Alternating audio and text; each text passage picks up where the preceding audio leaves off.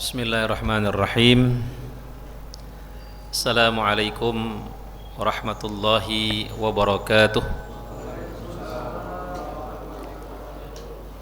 Innal hamdalillah nahmaduhu wa nasta'inuhu wa nastaghfiruh wa nastahdihi wa natubu ilaih wa na'udzu billahi min syururi anfusina wa min sayyiati a'malina. Man yahdillahu fala mudilla lahu wa man yudlilhu falan tajida lahu waliyyan mursyida. Allahumma salli ala sayyidina Muhammad wa ala ali sayyidina Muhammad kama sallaita wa sallamta wa barakta ala Ibrahim wa ala ali Ibrahim fil alamin innaka Hamidum Majid. Jamaah salat maghrib yang dimuliakan Allah subhanahu wa ta'ala, puji dan syukur hanya milik Allah subhanahu wa ta'ala Rabbul Alamin. Semoga Allah subhanahu wa ta'ala menjadikan kita orang-orang yang istiqamah di jalan kebaikan sampai ajal menjemput kita. Salawat dan salam selalu tercurahkan kepada junjungan kita baginda Rasulullah sallallahu alaihi wasallam. Semoga kita semua kelak bisa mendapatkan syafaat beliau di yaumil akhir nanti. Jamaah yang dimuliakan Allah subhanahu wa ta'ala, kemarin kita sudah selesai tafsir surah Al-Fatihah. Sekarang kita masuk kepada surah An-Nas. Ya. An-Nas artinya manusia. Ya.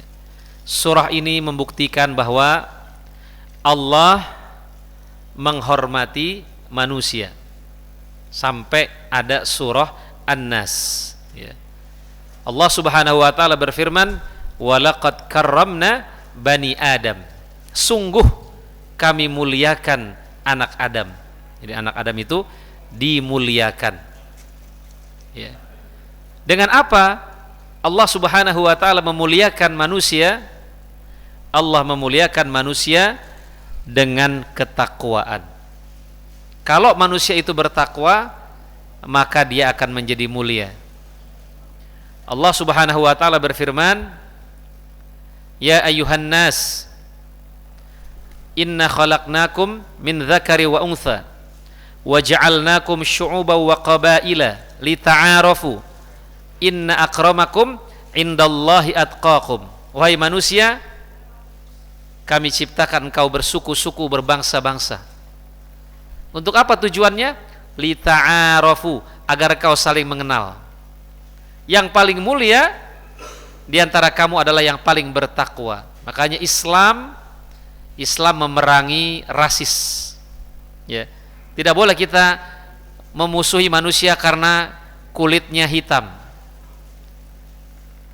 karena dia dari Cina.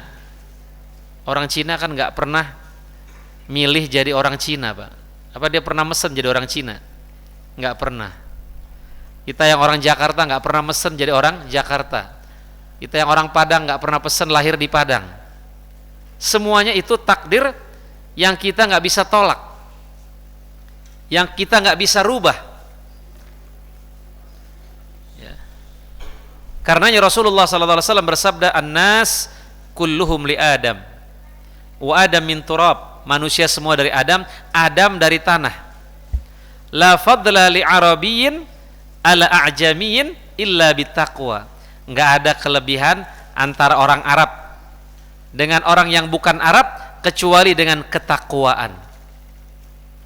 Walaupun paman Nabi nggak beriman, masuk neraka. Anak Nabi nggak beriman, masuk neraka. Orang tua Nabi nggak beriman, masuk neraka. Ya. Karena kemuliaan itu hanya dengan ketakwaan. Asyarafu bil adab, kata ulama. Kemuliaan itu dengan adab, dengan akhlak. Akhlak itu adalah buah daripada ketakwaan. La bin nasab, bukan karena keturunan. Ya. Jamaah yang dimuliakan Allah Subhanahu wa ta'ala, kita coba ya bagaimana Buya Hamka menafsirkan surah ini ya. Surah ini dimulai dengan qul ya, dimulai dengan qul, katakanlah ya. Andai kata-kata qul dihilangkan di dalam surah ini, sepertinya tidak mengurangi makna daripada surah ini. Tetapi kenapa kata-kata qul ini tidak dikurangi, tidak dihilangkan?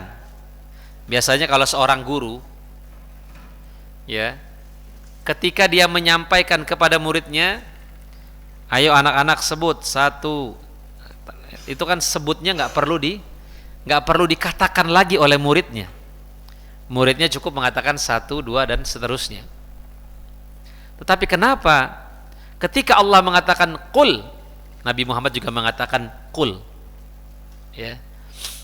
Ini adalah merupakan bukti bahwa Al-Quran tidak boleh dikurangi satu huruf pun ya. Itulah bedanya Al-Quran dengan hadis qudsi. Kalau Al-Quran ya, apa itu definisi Al-Quran? Kalamullah al-munazzal ala Muhammadin, perkataan Allah yang diturunkan kepada Nabi Muhammad biwasitati Jibril, melalui malaikat Jibril. Al-mabdu' bi suratil Fatihah, yang dimulai dengan surat Al-Fatihah, wal mukhtatam bi suratin Nas, ditutup dengan surah An-Nas. Itu Al-Quran. Al-Quran harus sama. Begitu kata Allah, begitu kata Nabi Muhammad. Tapi ada yang namanya hadis qudsi. Hadis qudsi ini perkataan Allah yang tidak ditulis dalam Al-Quran. Perkataan Allah yang redaksinya Nabi Muhammad diberikan kebebasan. Pokoknya saya menyampaikan seperti ini ya, mungkin kata Allah seperti itu ya.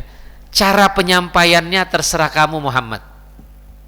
Yang penting tidak mengurangi maknanya. Tapi kalau Al-Quran tidak boleh. Makanya hadis qudsi tidak boleh dibaca di dalam sholat. Walaupun itu perkataan Allah, nggak boleh dibaca dalam sholat. Yang boleh dibaca dalam sholat hanya Al-Quranul Karim ya, itu perbedaan antara Al-Quran dengan hadis qudsi. Nah, di sini katakanlah, wahai utusanku, dan ajarkanlah juga kepada mereka yang percaya. Jadi kata-kata qul di sini makanya harus dicantumkan maknanya karena ajarkanlah. Ya sama seperti dalam surat Al-Ikhlas, dalam surat Al-Falaq, itu maknanya itu. Ya. Qul a'udzu birabbin nas, malikin nas, ilahin nas. Kata-kata an-nas di dalam surah ini diulang berkali-kali. Ya. Ini menandakan Allah Subhanahu wa ta'ala menghormati manusia karena disebut berkali-kali. Berbeda dalam surat Al-Falaq. Dalam surat Al-Falaq, qul a'udzu birabbil falaq min syarri ma khalaq wa min syarri ghasiqin idza waqab. Katanya beda-beda. Tapi kalau an-nas sama semua. Qul a'udzu birabbin nas, malikin nas, ilahin nas. Ini menandakan juga Allah menghormati manusia. Ya. Nah, ini juga menandakan ya. Kenapa kalau di dalam surah An-Nas ini kan kita berlindung kepada Allah dari godaan yang ada dalam diri kita. Ya. Ini kan makanya qul a'udzu birabbin nas, malikin nas, ilahin nas, min syarril waswasil khannas alladzi yuwaswisu fi sudurin nas. Kita berlindung dari bisikan setan yang masuk ke dalam diri kita. Apa kata para ulama? Ini maknanya musuh yang ada dalam diri kita itu lebih besar. Ya. Musuh yang ada dalam diri kita itu lebih besar daripada musuh yang ada di luar daripada diri kita. Kadang kalau musuh yang ada dalam diri kita nggak terasa. Tapi kalau musuh di luar kan kelihatan. Ya.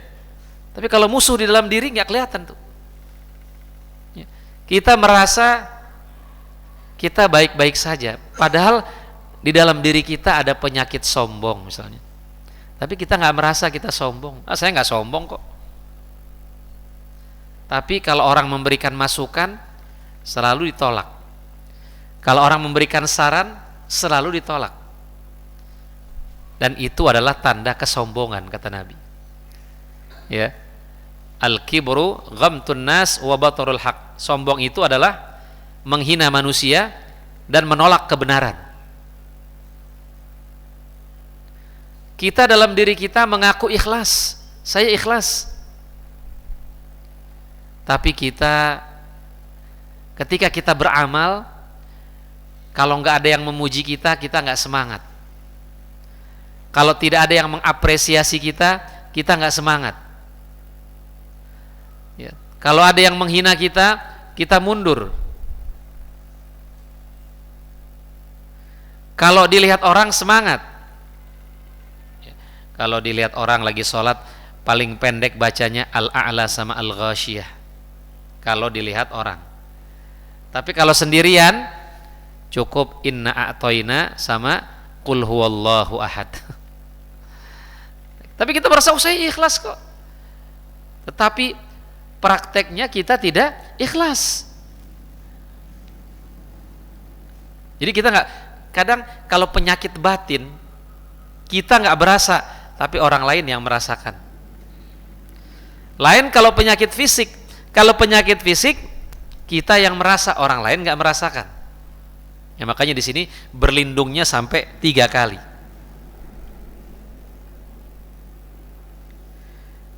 Di dalam surah yang terakhir ini, ya, dalam susunan Al-Quran yang ke-114 ini disebutkan ajaran bagaimana caranya manusia berlindung kepada Allah dari sesama manusia.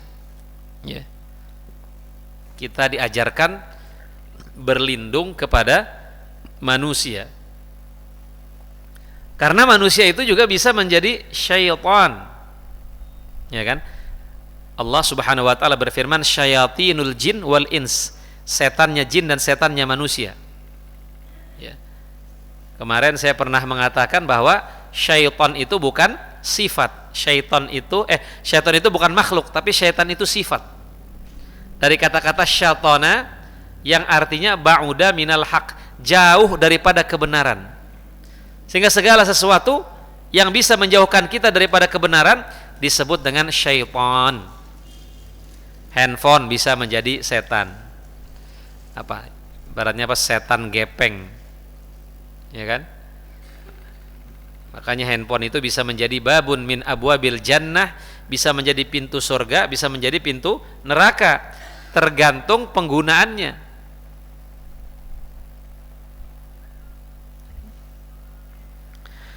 Nah, jamaah yang dimuliakan Allah Subhanahu wa taala, di sini Buya Hamka mengatakan juga, saya sendiri dan saudara yang membaca karangan ini adalah manusia. Kita hidup di tengah-tengah manusia. Ya. Makanya an-nas ini artinya banyak ya. Kalau al-insan satu. Tapi kalau an-nas ini sebuah masyarakat manusia. Ini juga merupakan pesan buat kita bahwa manusia adalah makhluk yang bermasyarakat. Makhluk yang berinteraksi. Bukan orang yang hidup sendiri. Ya. Makanya kata Ali bin Abi Thalib, kadarul jamaah khairum min safwatil wahid. Keruhnya berjamaah masih lebih baik daripada bersih tapi sendirian. Kita sekelompok manusia, tidak ada yang sempurna. Nggak ada yang sempurna. Makanya kalau orang cari teman yang sempurna, dia nggak punya teman. Cari organisasi yang sempurna, dia nggak punya organisasi. Semua organisasi punya kelebihan, punya kekurangan.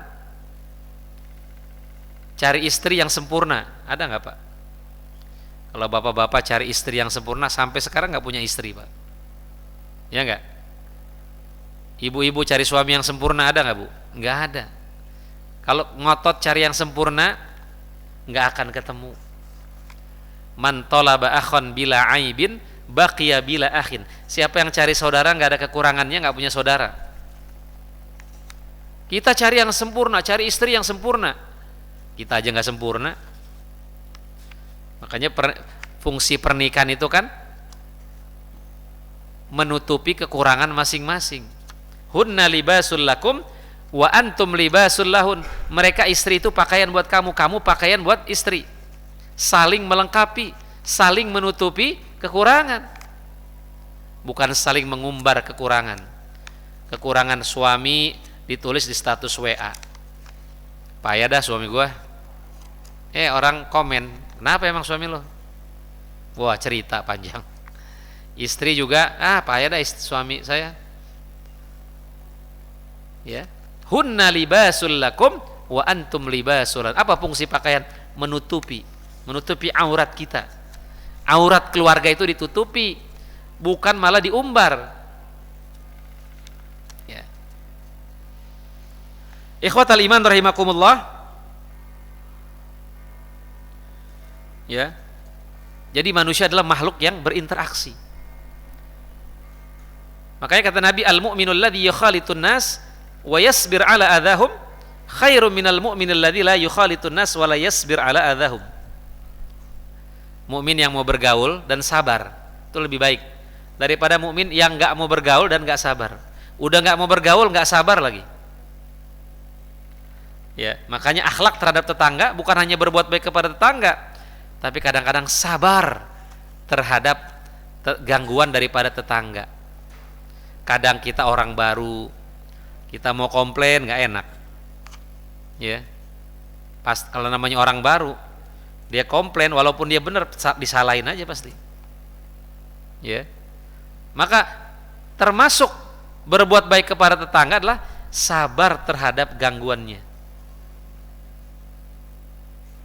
Ya. Ikhwatal iman rahimakumullah, manusia makhluk yang berinteraksi.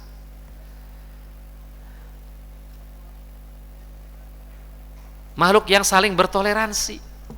Ya, saling bertasamuh. Ya, antara NU, Muhammadiyah, Persis, Jamaah Tabligh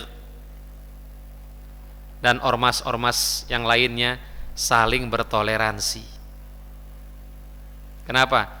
Nggak ada ormas yang sempurna. Ya, makanya kata Syekh Muhammad Abduh, nata'awan fi mattafaqna alaih. Mari kita bekerja sama atas masalah yang kita sepakati. Wa ya'dhiru ba'duna ba'dan fi makhtalafna fi. Dan mari kita bertoleransi atas permasalahan yang kita perselisihkan. Ya. Kalau dengan mengaji kita merasa kita paling benar, berarti ngajinya salah itu. Ya, kita merasa kelompok kita yang paling benar, ustadz kita yang paling benar. Ngajinya nggak boleh sama ustadz yang lain. Ya. Berarti ada yang salah. Iblis itu kan begitu, ana khairum minhu, saya lebih baik daripada dia, saya lebih baik daripada Adam. Ya, semua kelompok Islam itu saling menyempurnakan. Ya. Nah, ikhwatal iman rahimakumullah,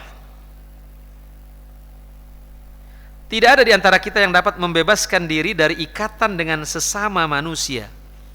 Ada nggak yang bisa hidup sendirian? Nggak ada. Ya, walaupun kita punya fasilitas yang luar biasa, kita tetap membutuhkan jasa orang lain. Ya, kita tetap membutuhkan jasa orang lain. Coba dari kepala sampai sendal yang kita pakai nih, dari peci, semuanya ada nggak yang kita bikin sendiri? Nggak ada, Pak.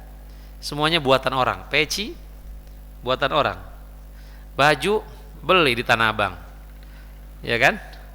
Celana dalam beli di Tanah Abang, ya. Semuanya nggak ada yang buatan kita. Kita makan dimasakin istri. Berasnya ada yang menanam sendiri, tidak. Nah, ini menandakan bahwa manusia tidak bisa hidup sendirian. Yakhtalitun. Nah, tapi ada kaidah, yakhtalitun walakin yatamayyazun. Bergaul tapi punya jati diri. Berinteraksi tapi punya jati diri, tapi punya sikap. Enggak kayak ikan mati diasinin asin, diasemin asem. Kalau ikan hidup, walaupun dia berada di laut, dia tetap tidak asin. Kenapa? Karena hidup. Nah, begitulah seorang mukmin. Dimanapun dia berada, dia mewarnai, bukan diwarnai. Ya. Nah, jamaah yang dimuliakan Allah Subhanahu wa taala, di dalam surat Ali Imran ayat 112 dengan tegas Allah memberikan peringatan bahwa kehinaan akan dipikul Allah kepada manusia kecuali ketika kita berpegang teguh kepada dua tali, hablum minallah dan hablum minan nas. Ya. Ini harus seimbang. Ya, hablum minallah, hablum minan nas. Makanya di dalam Al-Qur'an apa? Aqimus shalah wa atuz zakah. Tegakkan salat, tunaikan zakat. Salat lambang hubungan kita dengan Allah. Zakat lambang hubungan kita dengan manusia. Harus seimbang. Ya. Mana yang lebih bagus? Orang yang salatnya rajin. Ada orang salatnya rajin, tapi sama tetangga pelit, nggak pernah negor, judes. Tapi ada orang yang nggak pernah salat, tapi sama tetangganya dermawan, suka berbagi. Mana kira-kira yang bagus, Pak? Yang pertama atau yang kedua, Pak? Ya. Kata Buya Hamka, yang pertama, sholat aja masih pelit.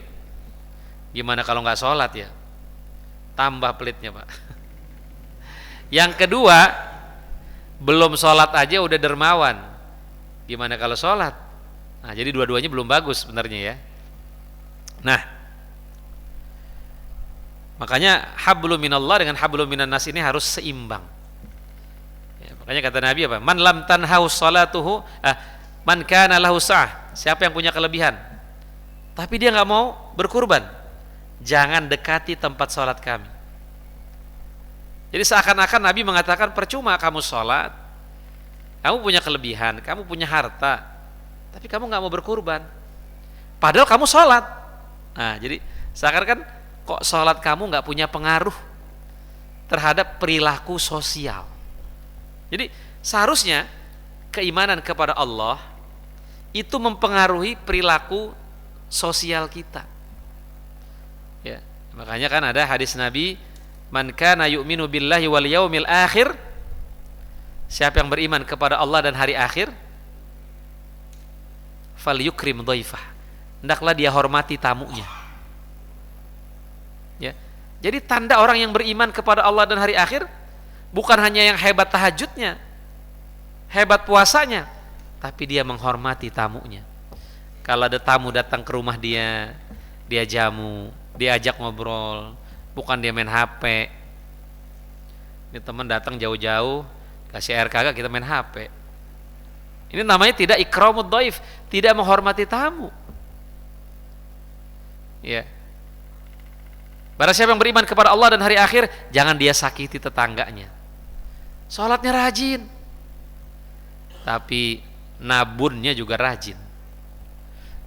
Bakar sampah depan rumah, asapnya masuk ke rumah tetangga. Ini kan berarti keimanan kepada Allah diperlihatkan juga dengan bagaimana interaksi dengan sesama manusia. Ya. Jamaah yang dimuliakan Allah Subhanahu wa taala, maka di sini selain mengatur hubungan dengan Allah, juga mengatur tali perhubungan dengan sesama manusia. Dan kita pun maklum dan mengalami sendiri bahwa pergaulan dengan sesama manusia bukan sesuatu yang mudah. Ya, kadang bergaul sama manusia itu nggak mudah. Ya. Kadang kata Buya Hamka, yang bagus menurut pendapat kita belum tentu bagus menurut pendapat yang lain. Ya, kadang-kadang sama manusia itu begitu, Pak. Ya. Kalau Allah kan jelas. Tapi kalau manusia, makanya kalau kita mengharap semua manusia suka sama kita tuh nggak mungkin. Ya, maka kata Ibnu Qayyim Al-Jauziyah, ridhon nas ghayatun la tudrak. Ridho manusia itu adalah tujuan yang tidak pernah bisa kita capai. Nggak mungkin orang suka semua sama kita. Waridullah ghayatun la tudrak, dan ridho Allah adalah tujuan yang jangan pernah kita tinggalkan. Ya. Manusia, ya. Makanya ada orang yang berupaya pengen disenengin semua orang, ya kadang-kadang nggak punya prinsip. Maka mereka bisa juga menjadi penjahat. Dan itu merupakan sifat-sifat orang munafik. Wa idza laqul ladzina amanu qalu amanna.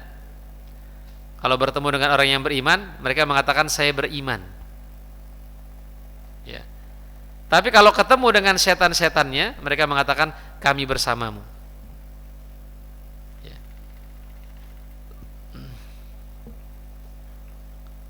Nah, jamaah yang dimuliakan Allah Subhanahu wa taala, maka diajarkan pada surah yang terakhir ini bagaimana cara kita menghadapi dan hidup di tengah-tengah manusia kita dengan ajaran melalui Nabi sallallahu alaihi wasallam. Kita diperintahkan berlindung diri kepada Allah. Ya. Karena kita kan nggak mungkin bergaul sama jin, ya Pak ya. Bergaulnya pasti sama manusia. Nah, maka kita minta perlindungan kepada Allah dari kejahatan-kejahatan manusia. Ya.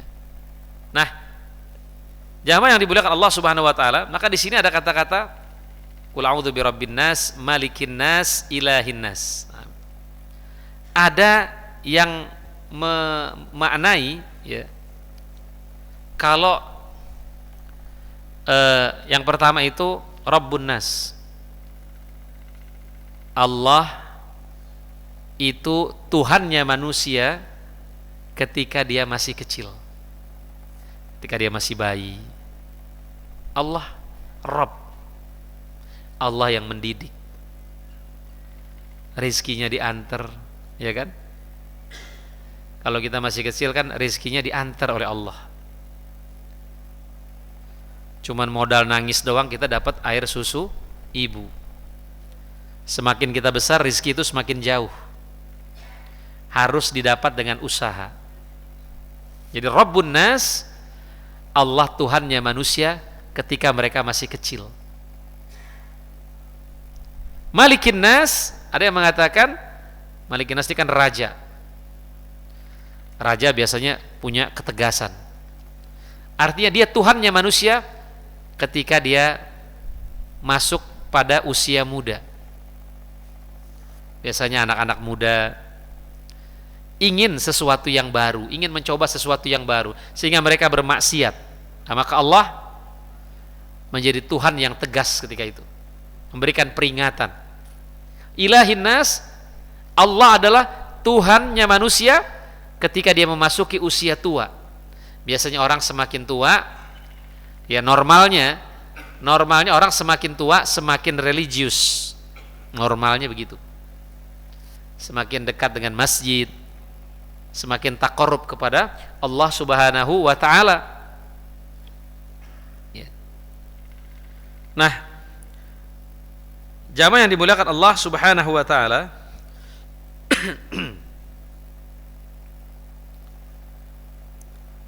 maka tadi Allah adalah Rabbun, Tuhan, Malikun, raja, dan Ilahun, ya, dan Tuhan. Allah Rabb. Rabb artinya juga Khaliq, pencipta. Di samping dia menciptakan seluruh alam, Allah pun mencipta manusia. Ya, Allah ciptakan manusia. Inni ja'ilun fil ardi khalifah, jelas. Kami ingin menciptakan khalifah di muka bumi ini. Itu Adam adalah manusia pertama, bukan makhluk pertama ya, manusia pertama. Kalau makhluk pertama ya, yaitu ada sebelum Adam ada. Makanya di ayat itu apa? Wa ma khalaqtul jinna wal insa illa liya'budun. Tidaklah aku ciptakan jin dan manusia kecuali untuk beribadah kepadaku. Di sini disebutkan jin dulu. Berarti apa? Berarti Allah menciptakan jin lebih dahulu daripada manusia. Dan manusia itu mempunyai pergaulan hidup. Maka manusia Allah berikan akal. Nah, akal, apa itu akal? Akal adalah sesuatu yang mengikat kita. Aklun. Ya. Makanya kalau orang gila, orang yang akalnya sudah tidak terikat. Sehingga dia tidak malu lagi untuk melakukan apapun. Ya. Dia nggak malu. Kenapa? Karena akalnya sudah hilang. Di Amerika itu ada namanya kota zombie. Ya. Kalau Bapak lihat di YouTube, cari itu kota zombie di Philadelphia. Hampir satu kota itu semuanya pencandu narkoba. Di situ banyak gembel. Kalau kita masuk ke situ, dan banyak orang jadi zombie. Ada orang yang tiba-tiba diem, terus jalan diem lagi. Pupnya juga sembarangan. Benar-benar kalau kita melihat itu sangat menyeramkan. Kalau kita masuk, saya lihat di YouTube itu sangat menyeramkan kalau kita masuk situ. Karena benar-benar satu kota tuh jadi zombie semua, Pak. Disebut dengan kota zombie karena pemerintah Amerika ketika lagi marak-maraknya, karena sejarahnya itu ketika masih terjadi diskriminasi terhadap masyarakat kulit hitam, mereka nggak diberikan akses untuk bekerja. Akhirnya mereka cari yang gampang. Apa cari yang gampang? Jualan obat. Jualan obat, mereka jual, mereka coba. Akhirnya semakin banyak, tidak ada rehabilitasi dan lain sebagainya.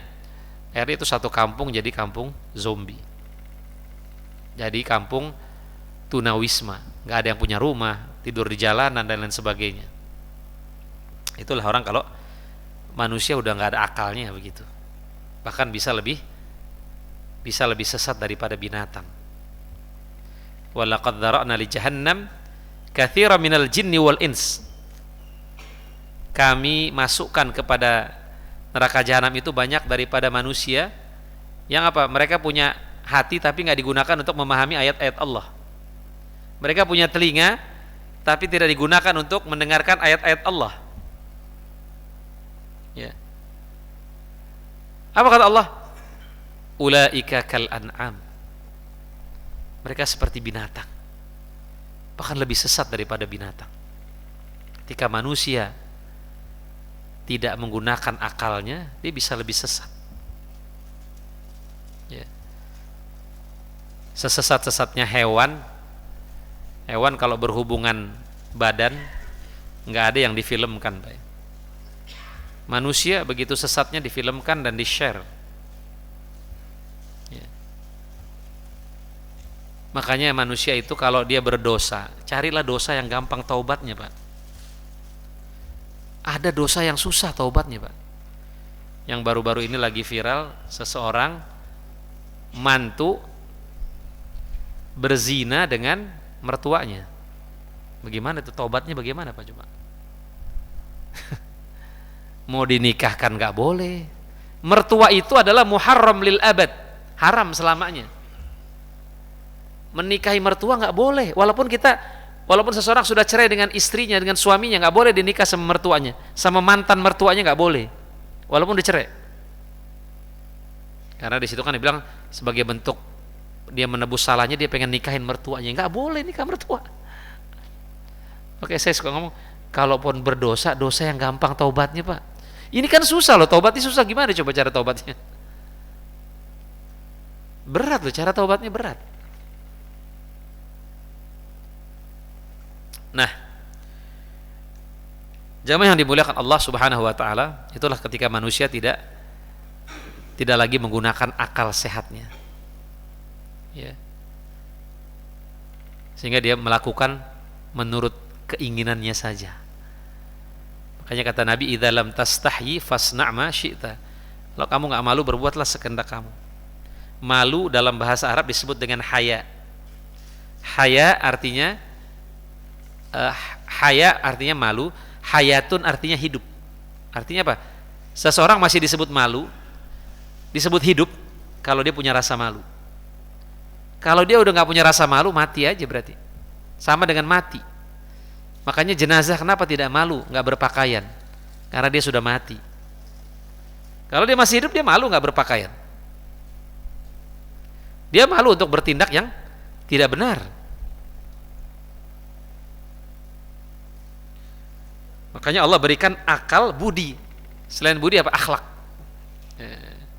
Makanya akhlak itu rizki. Ada ulama mengatakan akhlak itu rizki. Karena nggak semua orang bisa berakhlak mulia. Ketika kita bisa berakhlak mulia, itu rizki dari Allah. Nah, rizki bukan hanya harta, tapi akhlak itu rizki. Dengan kita punya akhlak yang mulia, orang jadi senang sama kita, ya kan? Makanya kata para ulama, man adzuba lisanuhu kathura ikhwanuhu. Siapa yang halus tutur katanya, banyak temannya. Coba orang kalau kasar pasti nggak banyak temannya. Allah berikan di akhlak yang mulia sehingga dia dermawan, dia ringan tangan. Coba orang pelit ada temannya nggak? Kata para ulama, al-bakhil laisa lahu khalil. Orang pelit nggak punya teman. Bahkan orang pelit aja nggak mau berteman sama orang pelit. Saya nggak mau berteman sama dia. Kenapa pelit? Padahal dia pelit. Ya kan? Padahal dia pelit.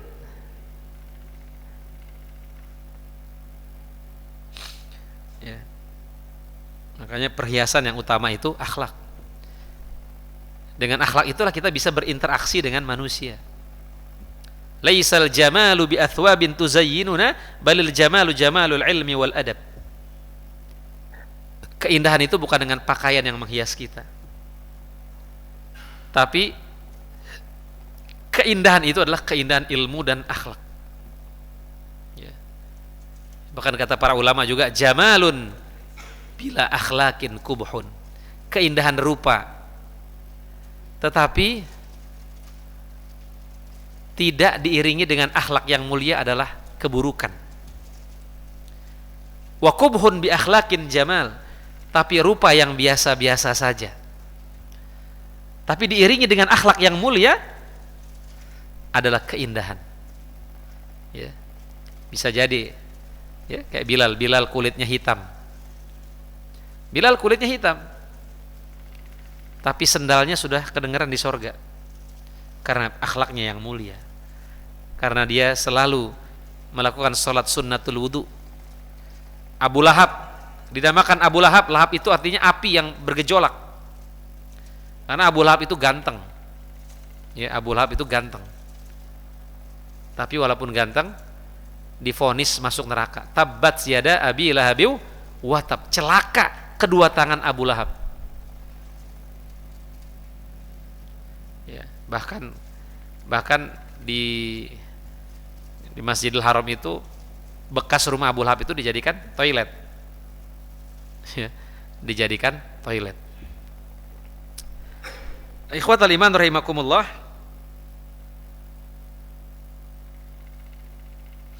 Ya. Berbeda dengan binatang ya. Binatang tidak diberikan akal, tidak diberikan akhlak ya. Maka di sini Allah mengatakan dalam surat Al-Qiyamah, ayahsabul insan ayyutraka suda, apakah manusia menyangka bahwa ia akan dibiarkan saja hidup terlunta-lunta? Tidak. Apakah manusia dibiarkan begitu saja? Tidak. Ada pertanggungjawaban. Ya. Matinya manusia bukan seperti matinya hewan, tidak ada pertanggungan jawab. Ya. Kemudian Allah Rabbun Nas, pemelihara manusia, tidak dibiarkan terlantar, dipelihara. Ya, kita masih menjadi janin saja dipelihara, ditaruh oleh Allah fi qararim makin, satu tempat yang sangat kokoh, ya. Tempat yang sangat kuat, ya. Rahim disebut dengan Rahim karena disitulah Allah mencurahkan kasih sayangnya kepada manusia ketika manusia belum bisa disebut ketika itu. Hal ata 'alal insan hinum minad dahri lam yakun syai'an madhkura. Bukankah datang kepada manusia satu masa di mana dia belum bisa disebut ketika itu. Mimma immahin, dari air yang hina. Dari air yang hina. Oke, manusia bagaimana, kata Hasan Al-Basri, bagaimana manusia bisa sombong? Awwaluhu nutfah wa akhiruhu jifah. Awalnya setetes mani, akhirnya adalah bangkai. Dibawa ke pasar juga nggak laku. Masih lebih laku telur ayam. Manusia. Dibawa sperma manusia, ada yang mau beli? Nggak ada. Makanya kata Hasan Al-Basri, ajibtu li ibni Adam hina yatakabbar. Aku heran kepada manusia ketika dia sombong. Padahal dia keluar dari kemaluan 2 kali. Dari kemaluan ibu dan bapaknya.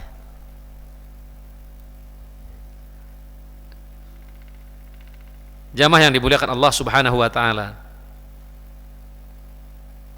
Jadi Allah tidak melantarkan manusia, dipeliharanya. Dipelihara, lahir batinnya dipelihara. Karena manusia bukan hanya lahir tapi batin. Dia tidak hanya fisik, tapi dia punya jiwa. Jiwa itu juga dipelihara oleh Allah Subhanahu wa taala. Allah menyiapkan perangkat-perangkatnya. Kalau jiwamu mau baik, lakukan ibadah, zikir dan lain sebagainya. Dan ketika kita berpulang kepada Allah, Allah pun mengatakan, ya ayatuhan nafsul mutmainnah, wahai jiwa yang tenang, irji'i ila rabbiki radiyatan mardiyah, pulanglah kepada Tuhanmu dengan ridho dan diridhoi. Fadkhuli jannati, masuklah ke surgaku. Wadkhuli fi ibadi, dan masuklah sebagai hamba-hambaku. Allah siapkan perangkat-perangkatnya. Maka manusia kalau cuma lahirnya saja, dia bisa lebih buas daripada binatang. Maka sebagai manusia kita harus tawazun, harus seimbang. Manusia itu harus, yang diberi makan bukan hanya fisiknya, akalnya juga mesti dikasih makan dengan membaca, hatinya dikasih makan dengan berzikir. Kalau manusia cuma makan saja jadi binatang dia. Kalau cuma akalnya saja pinter, tapi jadi keblinger. Kalau cuma pinter saja tapi nggak punya hati, dia menyesatkan manusia dengan teknologi yang dia miliki. Ya kan? Teknologinya tidak lagi mengenal rambu-rambu. Kok sekarang ya, orang kalau teknologi nggak pakai iman gimana? Sekarang ada yang namanya sewa rahim. Ada orang pengen punya anak tapi nggak pengen hamil, Pak. Jadi sperma istri dan suaminya digabung, dimasukin ke rahim orang lain. Nanti dia nyewa, Pak. Ngontrak rahim orang. Saya nggak mau hamil tapi saya pengen punya anak. Saya pakai rahim kamu ya. Boleh nggak? Tidak boleh, ini zina namanya. Ya, zina. Walaupun dia tidak berhubungan badan, itu zina. Makanya bayi tabung boleh nggak? Boleh bayi tabung, tapi spermanya harus dari suami istri yang sah. Kalau dari pasangan yang tidak sah nggak boleh, jatuhnya zina. Misalnya seseorang nggak bisa punya anak dengan proses yang normal, lalu dia mengikuti program bayi tabung, boleh, tapi spermanya dari suami istri yang sah. Ya. Tapi kan kalau teknologi nggak pakai ilmu ya, ya begitu. Ya. Di Jepang ini sedang mengalami namanya resesi seks. Apa yang dimaksud dengan resesi seks?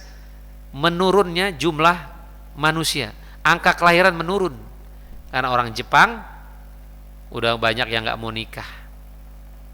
Mereka lebih milih nikah sama boneka, lebih milih berpasangan dengan boneka. Dibikinlah boneka yang seperti manusia, bisa ngomong, wah pokoknya kulitnya kayak manusia. Kenapa enak kalau sama boneka nggak perlu punya anak, ya, nggak perlu punya anak. Karena mereka berpikir biaya sekolah mahal dan lain sebagainya, pokoknya ribet dah. Tapi mereka sekarang sedang mengalami resesi. Jepang, Korea